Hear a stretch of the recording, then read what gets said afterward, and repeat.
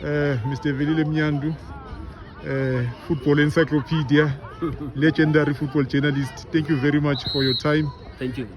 You've been here since last week during the Engen Knockout Challenge. You are here again, Engen Champs of Champs. What is your view of the overall tournament in terms of the organization and in terms of the standard of football? Look, without a doubt, for this age group, it is the biggest tournament in the country. As you can see, that all the provinces are represented. This is the culmination of the good work that they've been doing with the regional champions from Western Cape, from Eastern Cape, from KZN, from Limpopo, Mpumalanga. You mentioned all the provinces, including here the host Gauteng, Free State, all of them. So I think you can also see, I think last week on the final day, you could see who was here, the who's who of football, youth football in particular, top scouts. Sundowns don't miss this opportunity even now, but with them here, you saw Kaizer Chiefs yesterday, and also other clubs are here. I saw Supersport United, they were also here earlier, because this thing of looking for talent is a continuous process. It's not something that you just do now and then you leave it, So it's something that you have to do on a continuous basis. So based on that, I think for me, Engen Knockout Challenge, without a doubt, is the biggest tournament at youth level in the category that they're covering.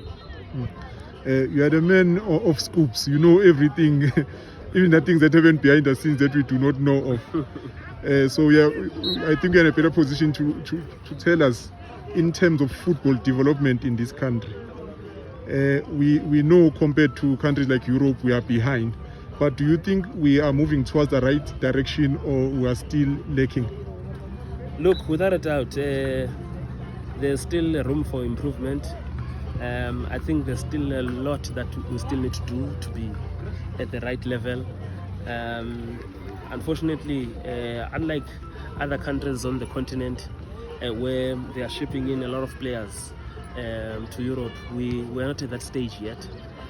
Also because maybe the commercial aspect of our game places us in a situation where our players are not desperate to go to your leagues in Kosovo, your leagues in Ukraine, sometimes even Belgium, sometimes in Sweden or in Denmark, which are more seen as a stepping stone leagues in Europe, because commercially some of those leagues, that's where it's the money is also comparable to what is being dished at home. So I think it's also one of the things that the football market here locally is not driving the players to those markets. So, and also I think this is one aspect that people have never really analyzed, that why do players in West Africa, in particular Central Africa, always get these moves, It's also because there's nothing to play for at home, which is slightly different here.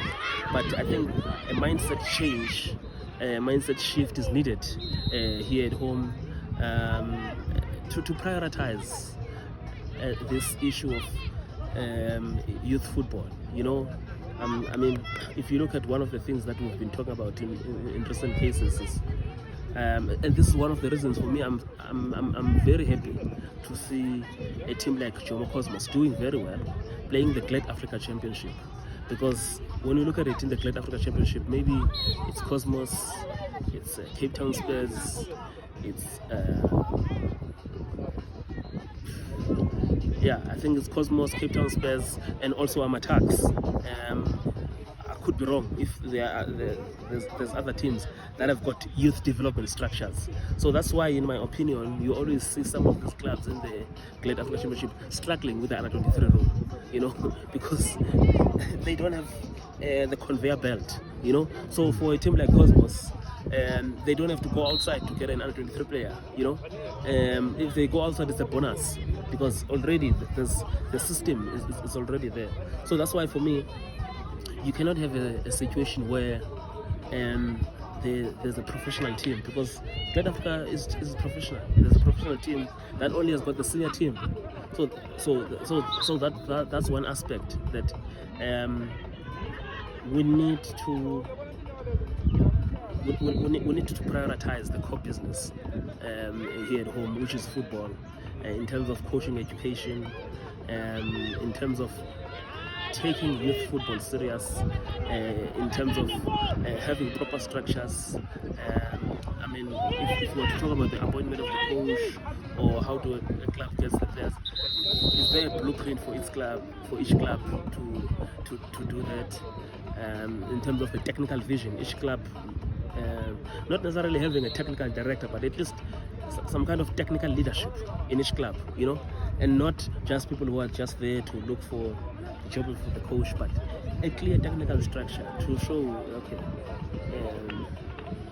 this club has got this direction. This is the philosophy